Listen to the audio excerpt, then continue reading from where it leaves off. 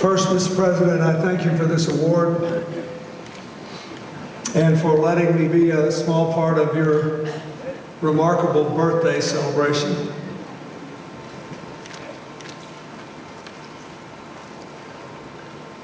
When I was looking at that film, I could barely recognize the young man I used to be.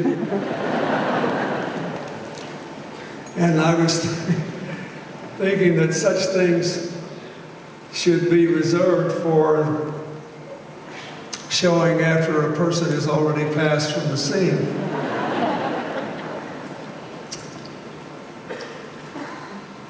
But I am particularly grateful to receive this award because of those who have received it in the past, because it comes from Shimon Peres, who is my personal friend and a global treasure. But I would like to say what I think the meaning of all this is. The search for peace and reconciliation and a shared future does not fit easily within the flow of life as normally we think of it. We always like to think of political efforts, social efforts, almost as if they were sporting events. There's a beginning, a middle, and an end. At the end, the good guys triumph. It is much more than that. It is a way of life. That's why Shimon Peres has survived 90 years. Because he gets up every day and thinks about today and imagines tomorrow and focuses on yesterday only insofar as it is relevant. The wonderful Hebrew phrase, tikkun olam,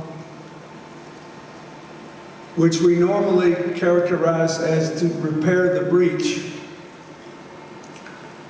is a good and constant responsibility we all have.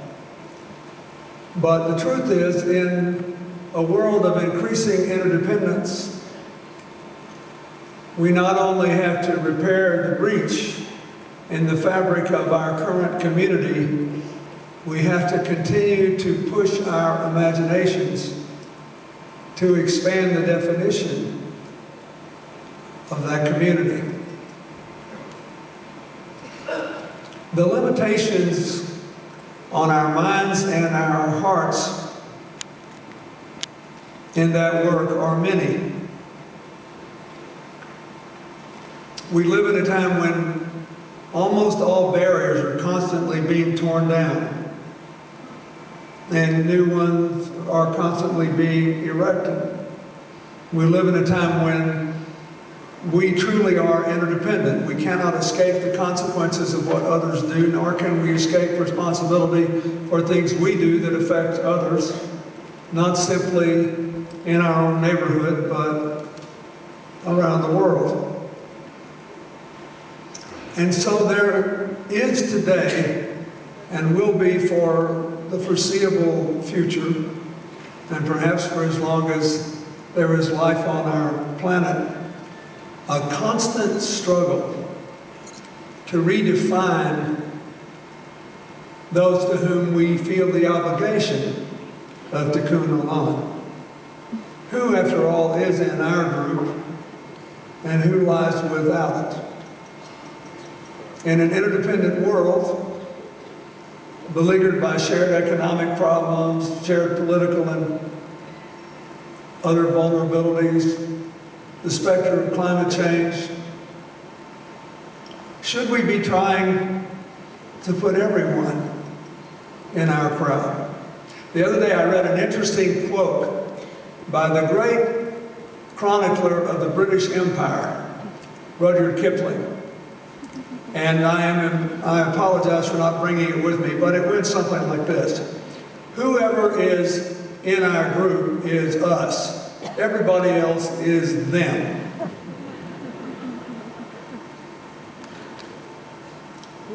In a funny way, most of the world's struggles, since people first rose up on the East African savannah, families and clans began to form, groups hunted for scarce game, found land to plant crops. You could argue that the whole of human history has been a constant battle to redefine who is us and who is them. And that the imperatives of our ability to destroy each other have imposed on us a heavy responsibility to continually expand the definition of who is us and to shrink that of who is them.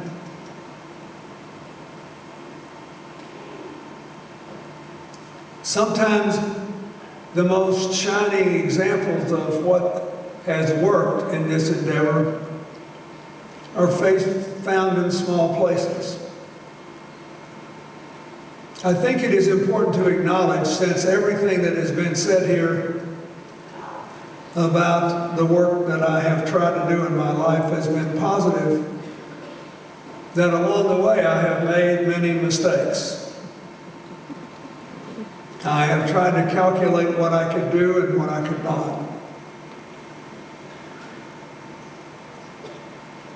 One of the greatest examples of overcoming past bitterness and conflict to create a different sort of unity is represented here by the President and First Lady of Rwanda, Paul and Janet Kagame.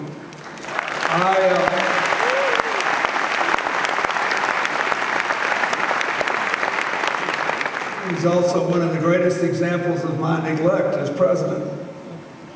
I was so obsessed with how we were going to get into Bosnia and stop the slaughter in Bosnia and prove that we, Americans and Europeans, could stand up for a Muslim minority being killed in a European country.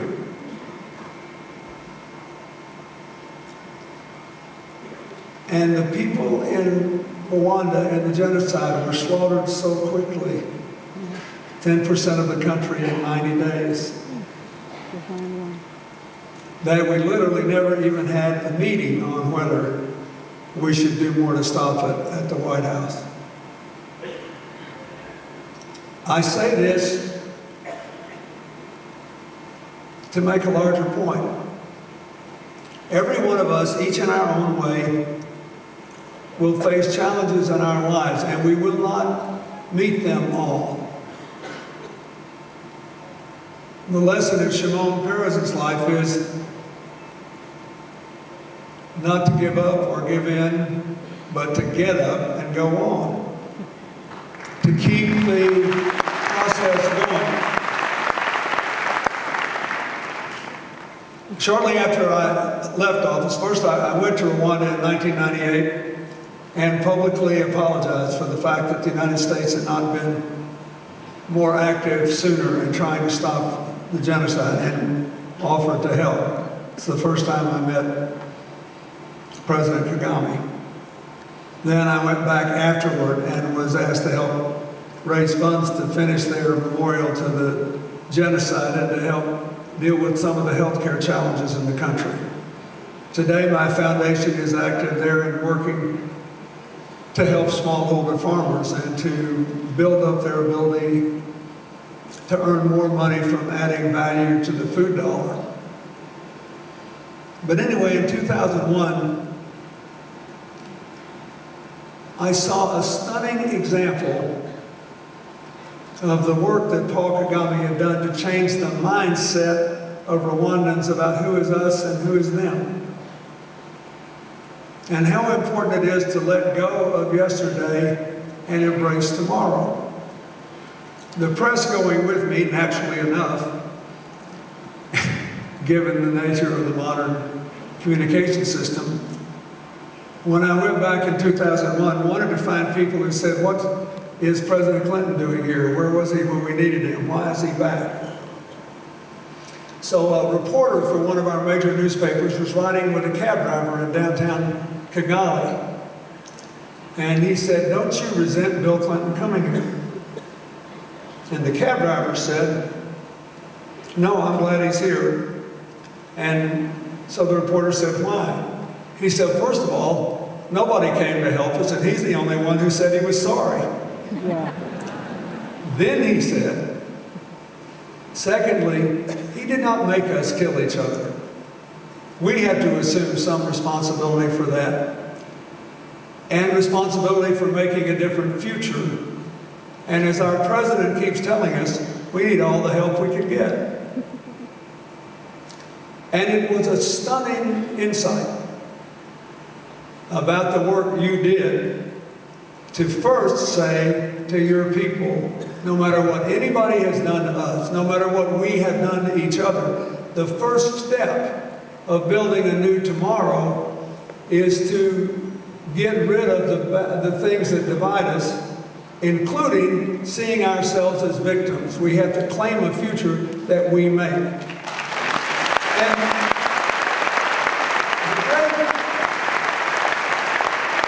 the great beauty of the state of Israel from its beginning, that has allowed it to transform itself into what is now commonly referred to as a startup nation, the center of innovation for the whole world, is that it was seen as a safe place for the people of Israel to learn that they need no longer be victims. That the beginning of freedom requires a responsibility. What has all that to do with today? It is nice to receive an award. It is nice for a country to have its monuments. But there are no final victories, none, in Tikkun Olam. There are no final victories. There are no perfect warriors for peace. There are no flawless leaders. Every day, inside every person, in the modern world where we are all crashing into each other and compelled to share the future, the battle begins as the morning breaks. Every one of us, when we wake up in the morning, has inside, in our hearts, our souls, our spirits, a scale. You feel it every morning. On the one side of the scale are all of your hopes and dreams and your best impulses. The world you want to make for your family, for your community, for your country, for people everywhere.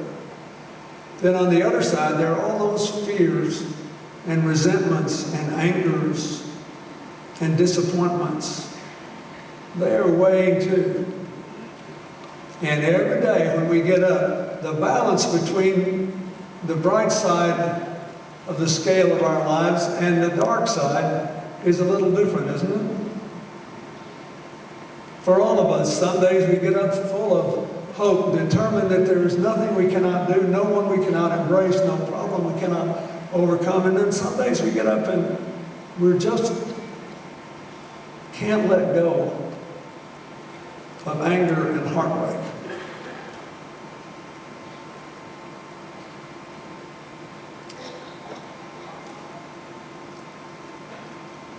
We have to let go. For all of life is a constant struggle to expand the definition of who is us and shrink the definition of who is them. And in an interdependent world, we don't get to stop. We don't get to give up because we mess up. We just have to show up and go on. That is what I asked you to think about. The first time I came to Rwanda, I asked to meet, Hillary and I did, with some victims of the genocide. The most moving person I met was a lady who was resplendent in a beautiful bright colored dress and said that, you know, I couldn't figure out what happened to her. She seemed to have no visible marks until she told me that she had been betrayed by her neighbors and she woke in a pool of her own blood to find her husband and 6 children lying dead around her. And she screamed out to God in anger that she had been spared. Then she said to us, I realize I must have been spared for a reason, and it could be nothing so mean as vengeance. So I do what I can to help us begin again. She ran an orphanage where she took in children without regard to their ethnic background and placed them in homes without regard to their ethnic background.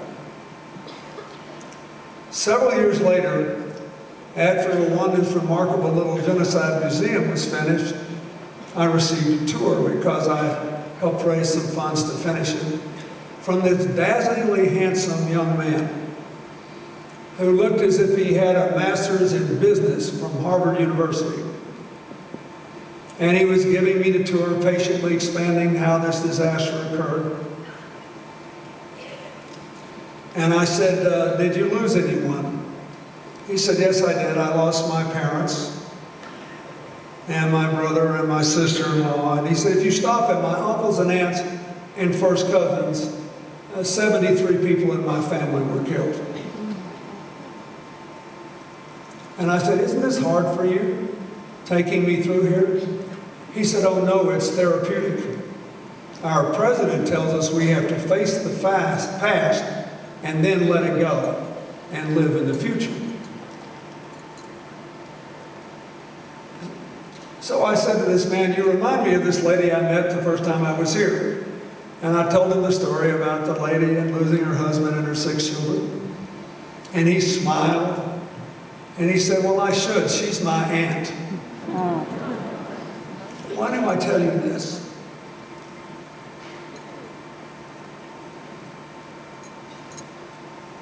Between the Israelis and the Palestinians, there are many reasons for continuing this trust. There are many reasons to wish that you didn't have to deal with this. There are many reasons to think that maybe you won't, because you're rich and they're poor, and you're strong and they don't seem to be. And besides, you got a lot of problems now with all this other stuff going on your borders.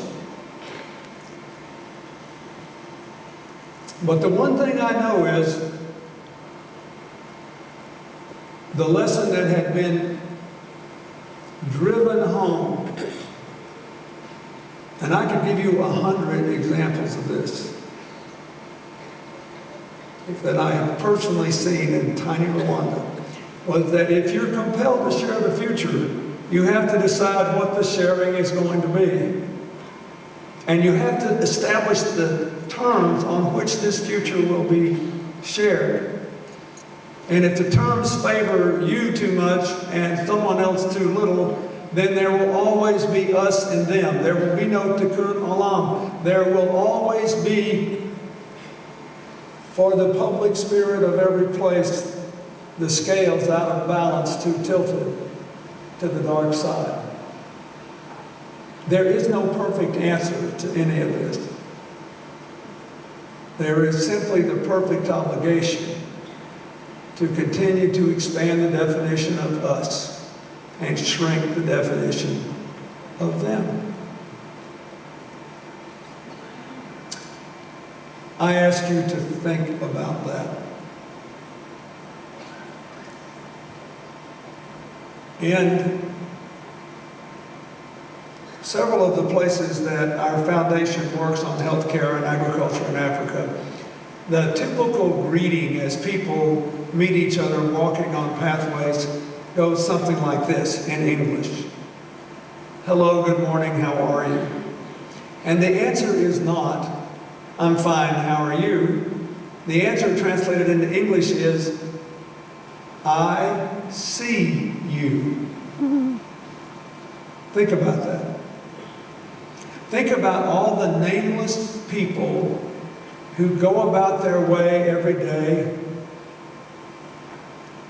the people who serve food in nice restaurants in rich countries, the people in despised minorities in places where there are conflict, the sick people who must beg for a living on teeming streets in burgeoning cities, who are literally never seen.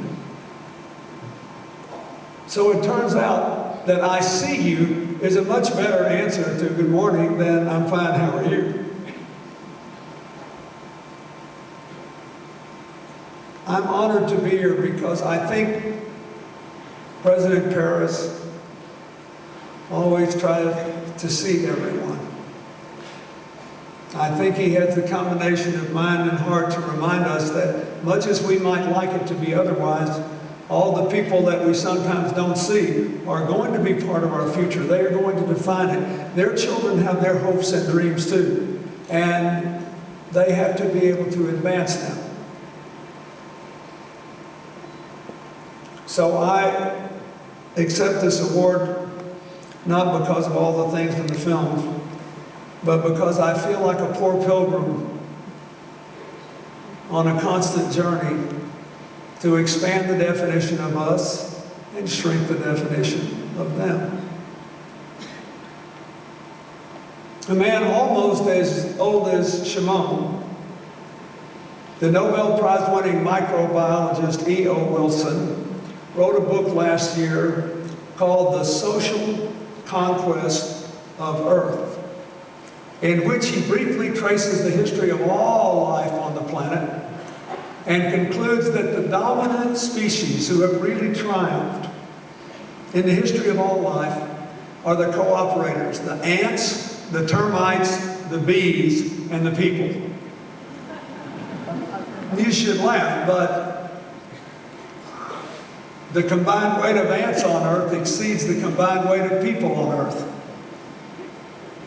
Termites with no brains, as far as we know, make places to live in hot climates that have many, many holes, but they will only go in and out of one. The rest is for air conditioning.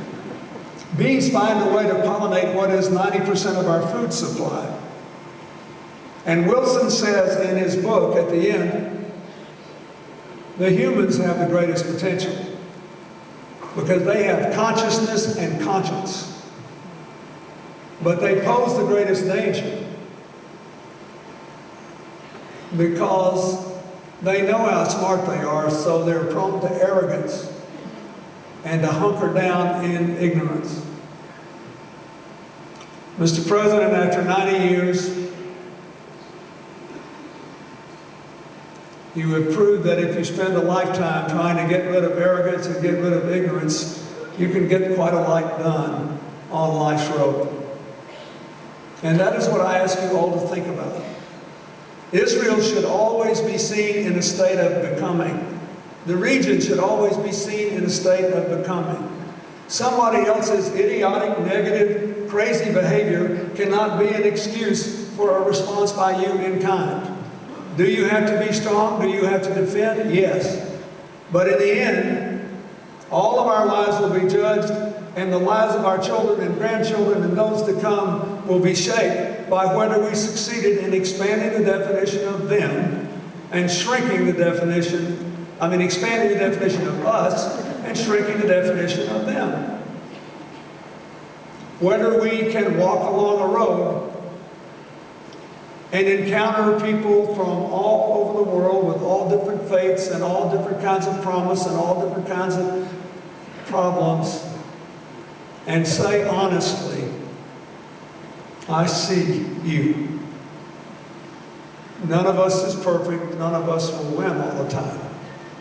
The important thing is to stay on the path, to keep looking, and to keep working.